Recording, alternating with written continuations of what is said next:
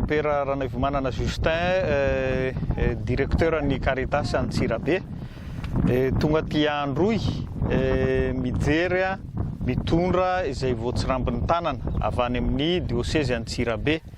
De voalohany indrindrany de miarabanareo aty andro tratran'ny taona aloha tsy maty manaina marina fa betsaka ny fasairanana ny kere kanefa dia fanondrony zao natongavanay aty de mbola hitanay nareo amin'izao fotoana izao ary hitanay hoe efa mietsara le izy amin'izao fotoana izao ka dia miarabanareo rehetra indrindra ny ankizy izay tena ianjadiny zay hoe kere zay amin'ny fatatrarantsika ny 2020 sy 2021 ny taona izao.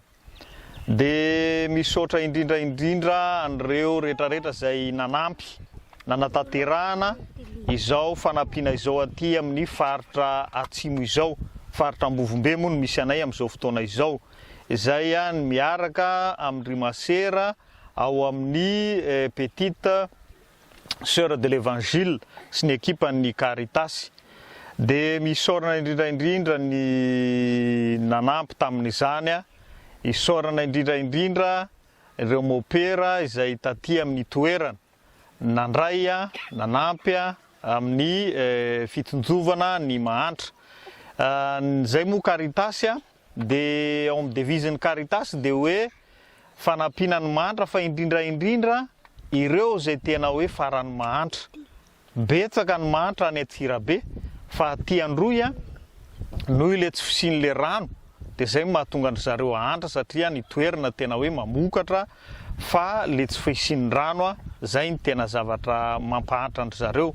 Ka ny Caritas dia miezaka amin'izay hoe mandeha makany amin'le hoe tena mahantra indrindra any amin'le zay sahirana indrindra ka ny tanay de aty androy amin'izao fotoana izao tena mila an'izay hoe fanampiana sy sahirana zay. De rehefa niresaka tamin'ny eveka ny Tolaniaro de aty amin'ny faritra Ambovombe no nandefasany anay hoe ao no misy tena ianjadiny zay hoe tsy fampihan-tsakafo sy rano izay. De zay no nahatongavanay aty ka isaorana betsaka i monseigneur zay hoe fanorona ary ihany koa ny fitantanana anay nakaty amin'ny Ambovombe izay. De misaotra betsaka ny olona rehetra ihany koa izay nanampy ary misaotra indrindra ny association Zazakely Madagasikara Suisse izay tena nanoana ary nahafahan'ny Caritas mitondra an'izay fanampiana izay. De ny rarina de mba hirotsahan'ny orana, ny rarina de mba hoe apisy atsika fivoarana kokoa amin'izay hoe fitadiavana ny rano izay. Raha niresaka tamin'ireo ray aman-dreny moa teo de hoe izay rano zay ny tena tadaviny ary zay ihany koa de efa mba niomana an'izay ihany fa mety hoe hitondra rano misimisy kokoa. Fa ny zavatra anankiray niresahan'ny ray aman-dreny teo zao de ny hoe engany mba asiana fitoerana rano rehefa avy ny orana de angonina amin'izany ny rano mba aharitra kokoa amin'ny fisotroana azy na ho an'ny biby fiompy zany na ho an'ny olona izay mila an'izany satria araka ny voalazany moa de hoe betsaka ny ankizy kely maty aty noho izay hoe tsy fampihan'ny rano zay. De zay ngamba no ezaka anankiray lehibe atoato hoe ahoana ny fomba ahafahana manome rano misimisy kokoa. Zany zao le hoe mitomany ny ankizy satria tena midanika be ny toerana de zay rano zay ny tena tadavin'ny ankizy amin'izao fotoana izao. De mangasitraka makatelantsika rehetra taty Ambovombe miara-misalahy amin'izay hoe fitadiavana vahaolana ho an'ny reto olona tia amin'ny kere atsimo aty izao. De indrindra moa zay hoe rano zay.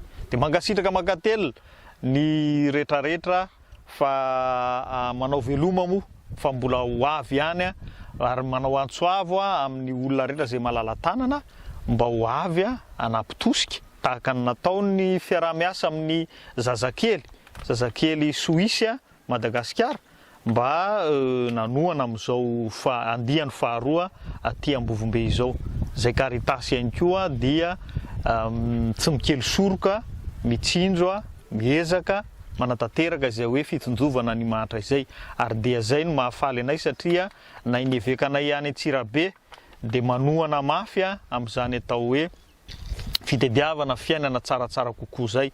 Dia neveka aty ihany koa dia anisan'ny nankahery anay marina fa lavitra ny lalana, revizana fa ny zavatra mahafaly dia hoe afaka namonjy ny namana. Mankasitraka, mankatelina tompoko.